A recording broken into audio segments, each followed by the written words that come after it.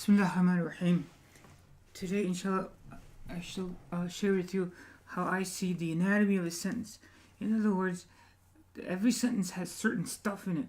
Like a person, they have, the chest, the cavity, abdominal cavity, similarly, every sentence has its own anatomy, so to speak. Unfortunately, I'm sorry, I can't help but thinking like a doctor, So, anatomy. So every sentence has like an anatomy of its own. In other words, consider the following: most all sentences have this stuff. In other words, the grammarians, when they talk about things, it seems they're always talking about these major things for subject, predicate, object, and clauses. So you have to have a good basic understanding of some of these things. So when they all talking, throwing all these words at you, so you know what they are talking about. So obviously, grammar is a big, gigantic study in its own.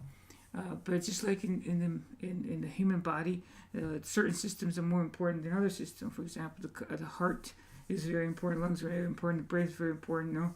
The intestinal tract is very important. But really, who really cares about the spleen, so to speak, or the appendix, right? You follow what I'm saying? So some parts, some concepts are more fundamental than other concepts that one must really, really, really know. So these are 4 important concepts that I believe, if you have a good understanding of this, it makes a learning of other concepts in grammar much easier. At least that's how I found it.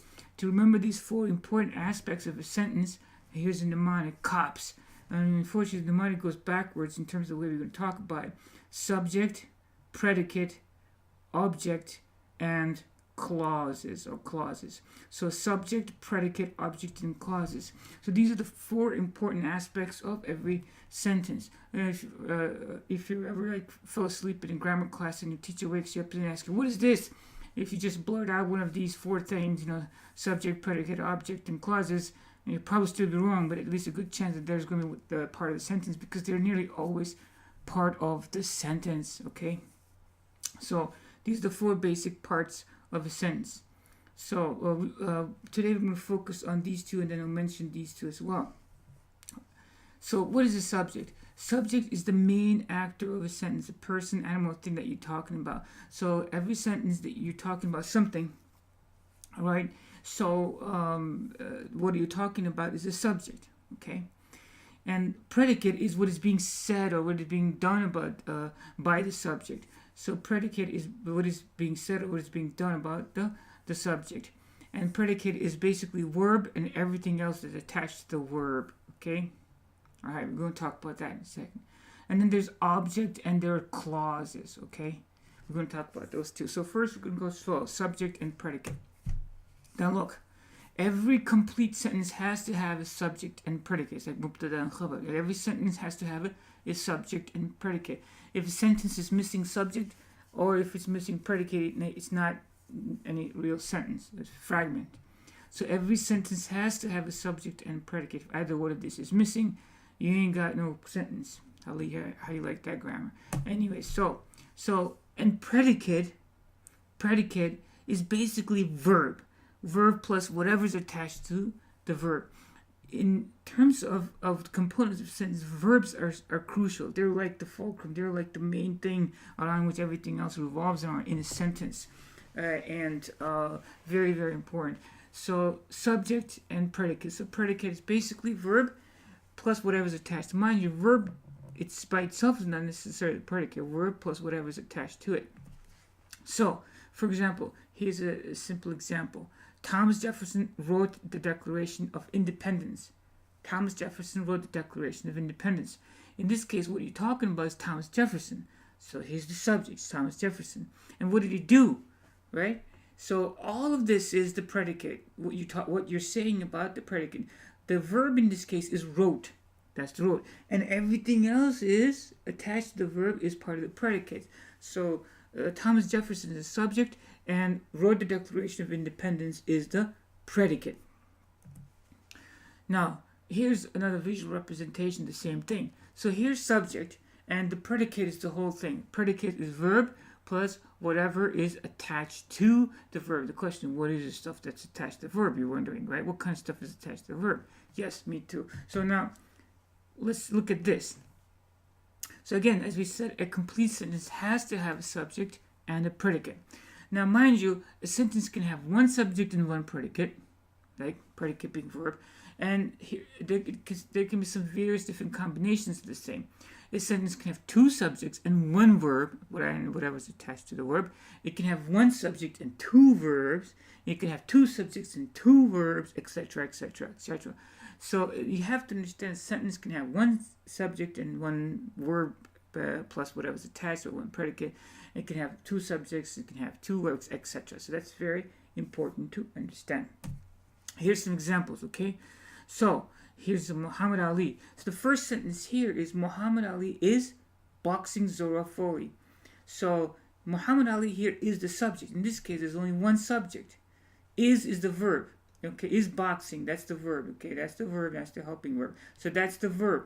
So Muhammad Ali is the subject, that's the verb, and the predicate is over here, Zora Foley. Muhammad Ali is boxing Zora Foley. So this whole thing is the predicate, right? This whole thing is the predicate. Now look at this over here. Ali and Foley are boxing. Now we have two subjects. Ali is the subject and Foley is the subject. And what are they doing? They're boxing. So in this case, you have two subjects.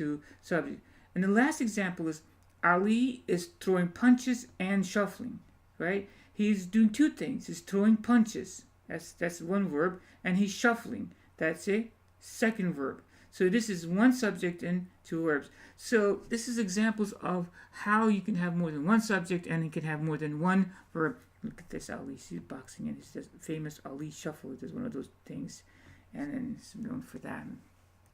Okay, so now that's that. So every sentence, every complete sentence, mind you, has to have a subject and a predicate. Now, what are objects? Okay, number 6, cops, C-O-P-S. We talked about subject. We talked about C-O-P, predicate. We talked about. Now we're going to talk about O, or objects. Okay, cops, C-O-P-S. Okay, this is the O part of it. An object. Object is what is acted upon or affected by the verb. Object is what is acted upon or affected by the verb. So here's the subject. This whole thing is the predicate. So the verb is going to act on something. If it's going to act on something, it's going to act that whatever is acted upon is called an object. And then there's something called an indirect object. So an indirect object is that which acted upon by direct object. Okay, whatever that means. So a direct object is acted upon by the verb. So the verb affects the direct object directly. An indirect object is affected by the direct object. So indirect object is acted upon by the direct object. Okay? Now, it doesn't have to be in the sequence. See? Subject, verb, direct object, indirect object. It could be in a different sequence like this. Subject, verb, and then direct object could be way in the end, and the indirect object could be in front of the direct object. Okay? So whatever the verb is acting on is called the direct object, and whatever the direct object is acting on is called the indirect object. Let's get some examples. Here's some examples I found on the internet. So look at the first sentence. We gave, we is the subject. Okay?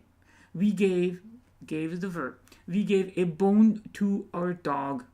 We gave a bone to our dog. Okay? In this case, we gave. What did we give? Right? We gave a bone. So that's the direct object. Okay? So we gave a bone. But the question is, what to whom? To, right?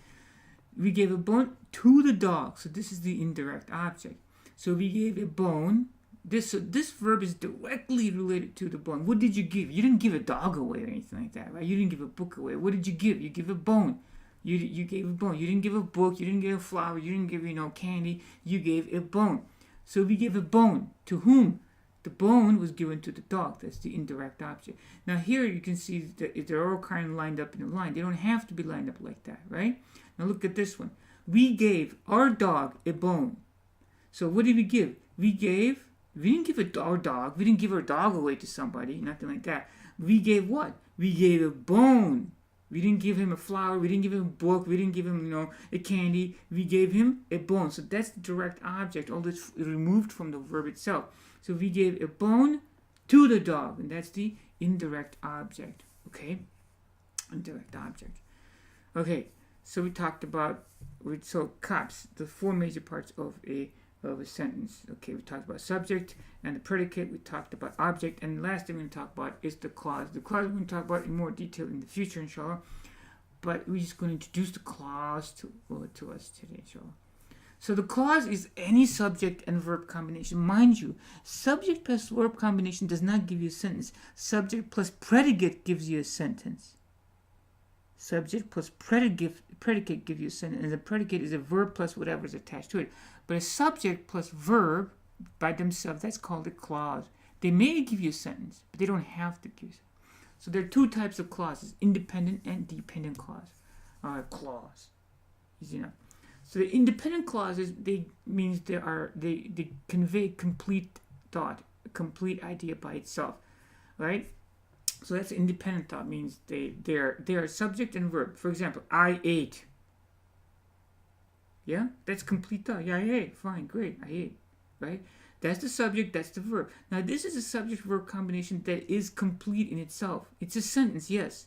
So subject-verb combination itself can give a sentence, but does not necessarily have to give a sentence. And when it does not give a sentence, the complete idea, that's a dependent clause. For example, when the clock chimed, the clock, subject, chimed. Okay, subject, verb. But it's when the clock chimed, what? Right? So this is a clause that's incomplete, doesn't give the whole meaning. That's the dependent clause. Dependent on what? Something else. When the clock chimed, the man checked his watch. See, this part of the sentence, the man checked his watch, is independent clause. I mean, it can stand by itself. If you take an eraser and put it over there, this would make sense. The man checked his watch. Fine, yeah, the man checked his watch. Cool. You should check your watch too, right? But that can stand by itself. But this part of the sentence is a dependent clause. It cannot stand by itself. When the clock chimed. When the clock chimed what? Right? So when the clock chimed, the man checked his watch. So this is an example of a dependent clause, and here's an example of an independent clause. Okay. So those are two types of clauses. Now, some examples of dependent clauses also I found on the internet. So here it is. Because he memorized the poem. Okay, fine. Because he memorized the poem, what? Right? That's it. Dependent clause. But remember, dependent clause has to have a verb and subject and a verb, right? Memorized, verb, poem. Yes, got it. But incomplete thought. Okay. When Mary reads her poem at school. Okay, subject, verb. Okay, Mary reads. Fine. Reads her poem at school. Then what? When Mary reads, right? It's incomplete thought. So any bunch of group of words that have a subject and a verb, any bunch of group of words that have a subject and a verb, but they're incomplete thought, those are dependent clauses. Last one, since many people enjoy poetry, what? Okay, many people. So this is a subject and verb, enjoy. They enjoy poetry, right? Since many people enjoy poetry, what? But it's still an incomplete thought. So a bunch of verbs with subject and a verb that do not give a complete meaning are dependent clauses. Okay, the last set aside, I think, examples. Now, in real sentences, also found in the internet, so got the person who put it there. First one, you will need a password. Okay, independent clause. You will need a password. Okay, you need a password. If you subscribe to this online service, this is dependent clause. This by itself does not give a complete meaning. If you subscribe to this online service, okay, you need a password. Okay, so independent clause. Look at this one. I look for careful attention to detail. That's great. You're wonderful. You look for careful attention to detail. Independent clause. When I read a novel, dependent clause. That by itself does not make sense. Okay. Last one. The store ran out of the sale item quickly. That by itself would make sense. You could put a period there, and that would be an independent clause. That would make a statement. Independent clauses can stand on their own. They're sentences. Okay. But dependent clauses cannot. The store ran out of the sale item quickly because supplies were limited. if you just put because supplies the limit, that does not make sense by itself. That's a dependent clause. So in summary, 4 basic parts of a sentence, anatomy of a sentence. Here is subject, predicate, object, and clauses. So you're going to talk a lot more about all of these things, but you have to know this is all they're going to be obsessed about. Grammarians are obsessed about these things. So if you have a basic idea that these are the main components of the sentence, the main parts of the sentence, and this is what we're going to talk about, it helps considerably. So a subject is whatever that means. Subject to the sentence, a person, animal, thing. Predicate is what you're saying about that subject. Object is what is acted upon by the verb, and object is what is acted upon by the verb. And clauses are any subject and verb combination. They could be independent clauses, I mean they could stand on their own as sentences, or they could be dependent clauses, meaning that they don't stand on their own, they don't make sense by themselves, and they need more, or they rely on some other clause to make complete sense. So if you know these basic things, studying the rest of the grammar related to these things, inshallah, will be easier. And until next time then, assalatu wassalamu ala rasulillah, alhamdulillah rabbil alameen, assalamu alaikum.